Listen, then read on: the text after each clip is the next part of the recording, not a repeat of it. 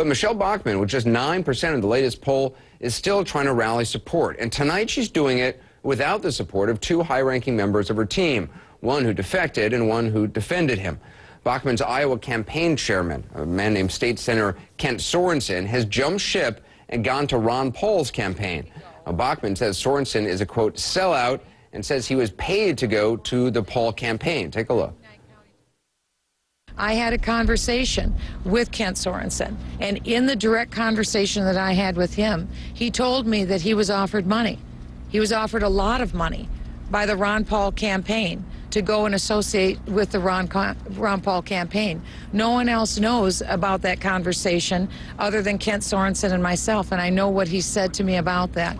Well, Sorenson says he went to the Paul camp simply because Ron Paul has the best chance of beating Mitt Romney and President Obama, in his opinion. In a statement, Sorenson says, quote, as for the ridiculous allegations that Congresswoman Bachmann and her surrogates have made, I was never offered money from the Ron Paul campaign or anyone associated with them, and certainly would never accept any. Here's what Sorenson himself said on Fox News today with Megyn Kelly. Was money offered to you by anybody from the Ron Paul camp to jump ship? Absolutely not. The fact of the matter is I did not accept any money from the Ron Paul campaign. I was never offered a nickel from the Ron Paul campaign. Or anybody associated with it? Never offered a nickel.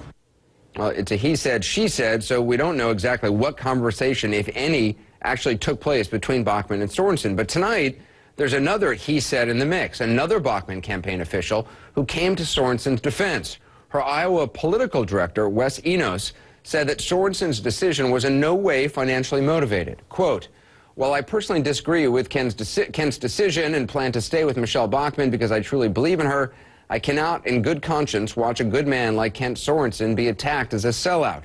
That is simply not the case, and it was not the basis of his decision. Now, when he made that statement, Enos may have planned to stay with Bachmann, but as of tonight, he too is gone from her campaign. Bachmann says he quit. Ron Paul's campaign put out a press release saying he was, quote, recently terminated. Enos himself told NBC News, quote, it was a mutual thing. I knew when I undermined Bachmann's statement last night that I effectively was tendering my resignation.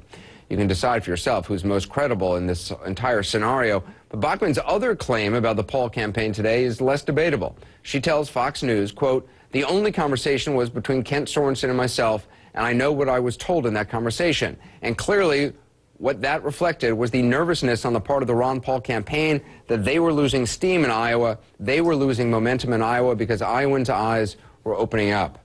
Paul has 22% of the vote in the latest poll. That's up 5% from the start of this month. Let's get into the raw politics in Des Moines, Iowa. Chief political correspondent Candy Crowley, host of CNN's State of the Union. In Washington, Republican strategist Rich Galen and Cornell Belcher, a pollster and Democratic strategist for President Obama's re-election campaign. He was also a pollster for the president's 2008 campaign. So, Cornell, Bachmann says Ron Paul is losing steam in Iowa, is he?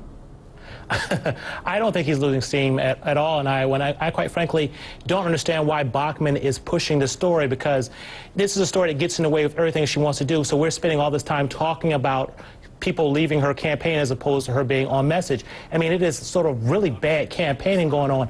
If you look at what sort of Ron Paul as well as Santorum, they have a lot of momentum going into closing here. And as any sort of campaign professional will tell you, what you want is you want your candidate hitting his or her stride and gaining momentum at the end here. And I wouldn't be at all surprised to see Santorum or Ron Paul, in fact, win. In fact, I think both of them have a better chance of winning than does Romney.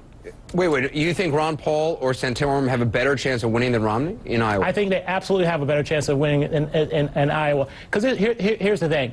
You know, the caucus goers, you're talking about less than probably 11% of eligible voters are going to vote in a caucus.